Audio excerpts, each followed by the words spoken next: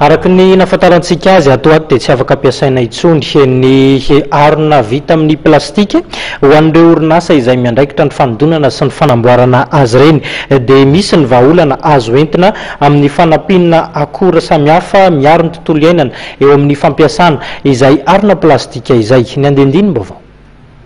Afaka atao tsara ny manova sy ny manodina ireo arina vita amin'ny plastika izay voalaza fa tsy mifanaraka ary mandoto ny tontolo iainana, hifanaraka amin'ny fenitra tena izy. Ny orinasa Société Malgache de Transformation Plastique na SNTP dia afaka manatanteraka izay amin'ny lalàna fiara-miasa amin'ny daholo be mampiasa ireny vokatra ireny. Raha ohatra ka misy olona zany manangona plastika dia mandray izay tsy nandamy izay mandray ny plastika izay entiny misy collecteur araka ny tenen'ny PDG teo moa zany hoe misy association misy collecteur tsotra fotsiny dia raisinay reny ahafahanay manamboatra sac poubelle na zavatra hafa non alimentaire, ny voarara dia ny sachet le fetina metsena le manify satria ireny vao ampiasain'ny olona dia ariny dia mandoto tanàna.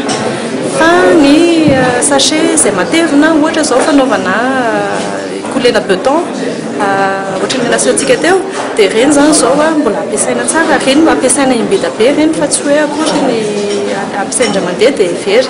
Tamin'ity andro antia dia nasain'ity orinasa ity ireo mpiara-miasa sy ireo mpiara-miombina antoka aminy mba hijery ny fomba fiodin'ny orinasa. Ny SMTP izay ny fofotra betsaka tato ato amin'ny fanamboarana fitaovana ampiasaina amin'ny fitehirizana rano madio.